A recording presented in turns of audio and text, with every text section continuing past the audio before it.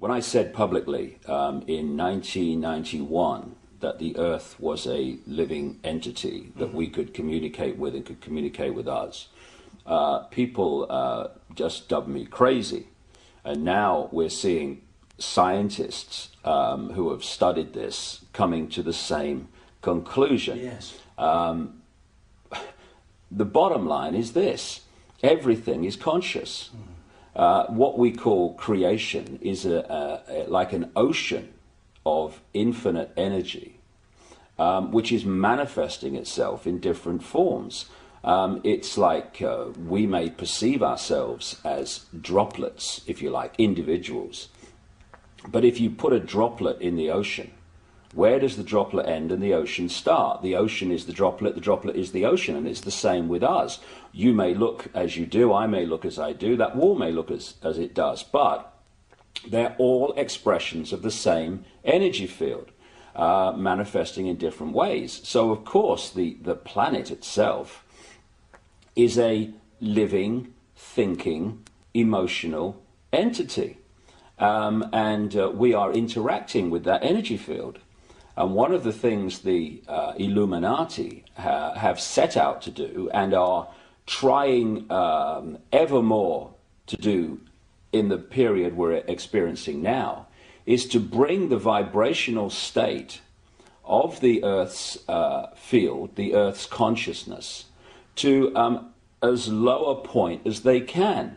Because we, as human beings, are living in that energy field. And it's very simple. If you affect the sea, you affect that which lives in the sea. And so the more that they can lower the vibrational state of the planet, the more it becomes, if you like, treacle-like density. The more we living in that energy field are pulled into that state. When you have the wars and the environmental destruction and all these things that cause tremendous negative emotional energy, then you are lowering the vibrational state of the planet, you're lowering the vibrational state of the people, and you're basically holding them in a vibrational prison, which makes it much more difficult, not impossible, but much more difficult for them to hold connection out into the infinite beyond, where they can be in this world, but not of it in terms of their perspective of reality. If you disconnect people and hold them in this density, hold them in this illusory reality, they are in this world and they are also of it. And therefore, the only information that they have to get a fix on how they see life themselves and reality in general is through the eyes and the ears. And who controls that? The Illuminati control that through what we laughingly call the education system, the mainstream media across the planet. And that's what they're trying to do. They're trying to disconnect us from multidimensional infinity so that we don't see the world from that perspective and therefore see through the illusion and see through the nonsense and see through the lies. And then once they've disconnected people, they then program this lower level of our consciousness with a reality that suits them. And this is why people who have had a different perspective on life, a different perspective on reality, who have held that connection to some extent out into the infinite, and have expressed that view, expressed that vision of reality and possibility here, they're the ones that are dubbed crazy, lunatics, and dangerous. Why? Not because they are, but because from the point of consciousness that they are perceiving this world, to people who are here, the vast majority, that is just crazy. I mean, if you said to people, is that table solid? They say, of course it is. Well, it isn't. It can't be. It's made of atoms, right? And atoms are not solid. Tell me how it does that. Our minds do that by turning vibrational fields into apparently physical objects. The denser the vibration, the slower the vibration, the more dense that we decode that into what appears to be a physical object. And so someone who's out there and can perceive that sees the world in a completely different way, and because it's different to the norm and the mass norm, which is programmed into people from cradle to grave, they're just isolated and called crazy. When in fact, they're the people we need to listen to. Yeah, I remember Stanley Messenger. He said to me once that there are no objects, there are no things. Everything that, like for example, the wooden table, everything is an event, because once that was a tree, and in years to come that will be thrown away into a skip and it'll end up decomposing somewhere. We don't perceive that as an event because it's happening on a slow scale. But there are no things, there are only events.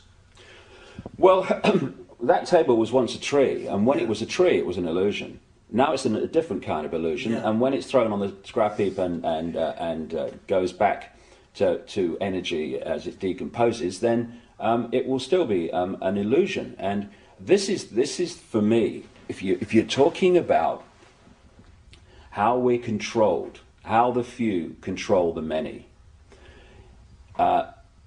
If you can suppress the information that people receive in terms of what is possible, you to the same rate suppress their perception of what is possible.